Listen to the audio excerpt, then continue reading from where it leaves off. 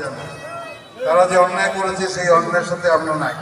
আমরা সবাই বিএনপির আমলে সুস্থ থাকবেন, ভালো থাকবেন এবং আপনাদের নিরাপত্তা দেওয়ার দায়িত্ব বিএনপি।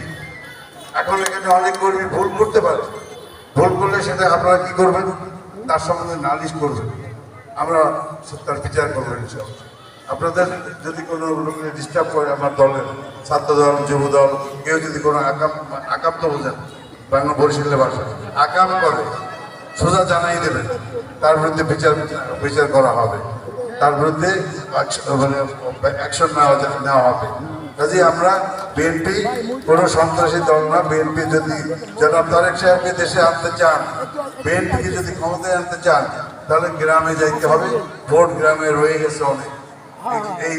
এইখানে যারা জড়িত আছে প্রত্যেকের বাড়িতে গিয়ে আমরা ভালো ব্যবহার করি, তাহলে তারা আপনাদের ভালোবাসবে।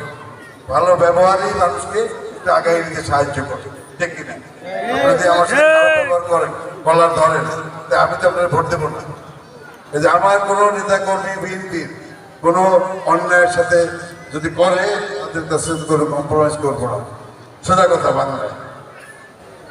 এবং আমি ওসি সাহেবের সাথে দেখা হয়েছে আমার 2 বার। ওসি সাহেবকে বলেছি আপনাদের এলাকায় মসজিদপুর বাণীপাড়াতে কোনো মাদক ব্যবসা চলবে না। সবাইকে এই এলাকায় মাদক মুক্ত করার জন্য ওসি সাহেবকে অলরেডি আমি বলে দিয়েছি। এবং আপনারা নিশ্চিত থাকতে পারেন, যদি ধরা পড়ে তার শাস্তি হবে। কোনো কিছুর বিনিময় তাদেরকে আমরা সাহায্য করবো না, কোনো কিছুর বিনিময়। ছাত্রদল যারা আছে, ছাত্রদলের দায়িত্ব হবে মুরব্বীদেরকে সম্মান করা, সুনাগরিক হওয়া এবং তারা আগামী দিনের ভবিষ্যৎ, তো তারা সেরকম ব্যবহার করবে। এবং আপনারা বলবেন, ব্যবহার না করলে জানাবেন, দলকে জানাবেন। আপনি যদি এটা বুড়া মানুষ, সে সালাম দিতেই হবে তাকে।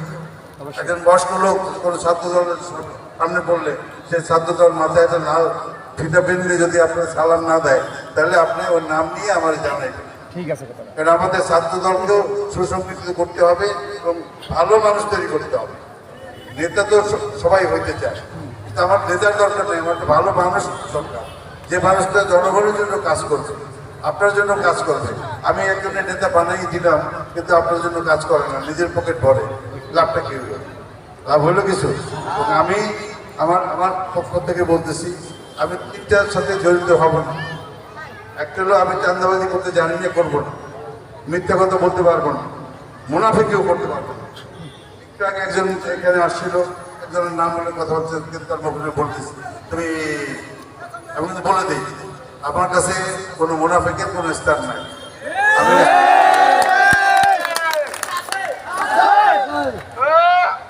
আরো কথা আরেকটা জিনিস যেটা আমি বলতে চাচ্ছি, আমি ওই জোরে জোরে বক্তৃতা দিতে চাই না, আমি আপনাদের সাথে একটু কথা বলি।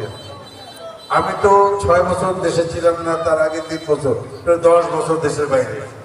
তো এখন আমি তো অনেকেরই চিনি না, অনেক ছেলেদের আমি দেখছি সাদা ছিল, পাকা কাঁচা ছিল আর সাদা হয়েছে, অনেকের দাড়ি ছিল না, এখন দাড়ি হয়েছে, অনেকের আমি চিনতে পারি, সেজন্য আমার ক্ষমা করি।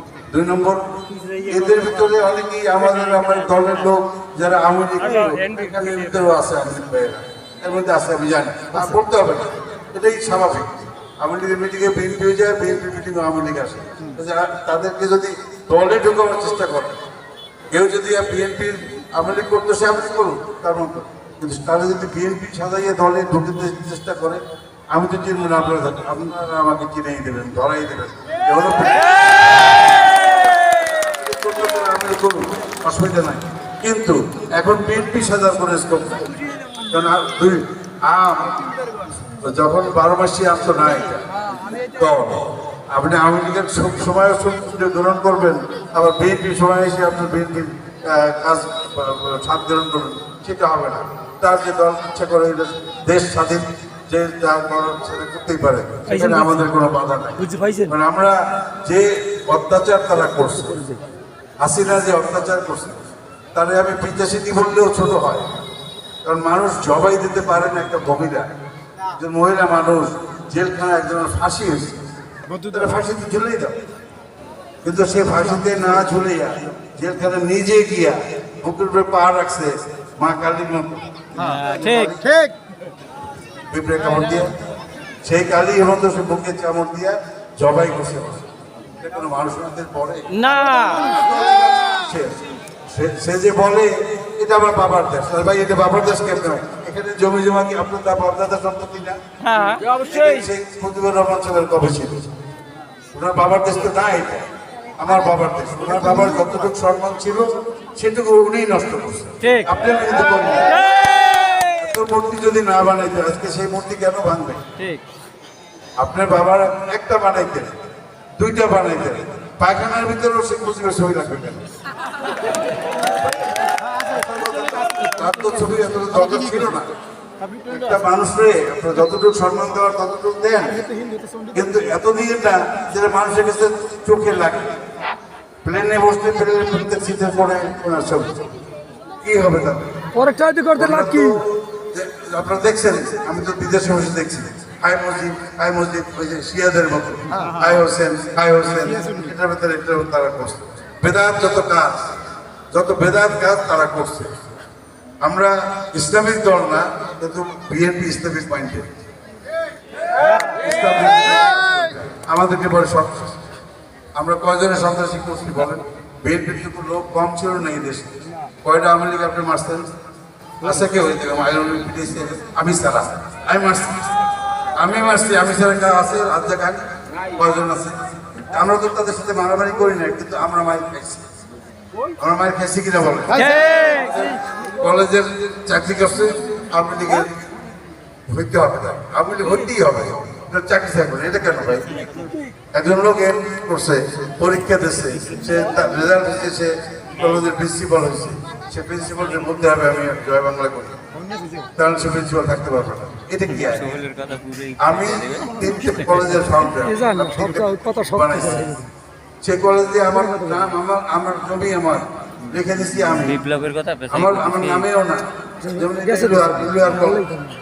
ইলুয়ার আমার না, এটা বানাই যদি আমি দেই, সেই নামও কি হইতে ওঠার দরকার না, সম্ভব না, যেটা আইনে নাই। কিন্তু তারা সেটা করছে, তারা যে অত্যাচার করছে যে সে এই জীবনে আর যাবে না, এই জীবনে আর এই দেশে অন্য কোনো দল আসবে না, সমস্ত দল ধ্বংস করে দিয়ে উনি একটা কাজ করবেন। আচ্ছা ঠিক আছে ভাই, আপনি একটা করেন, আপনি সারা জীবন বাঁচবেন।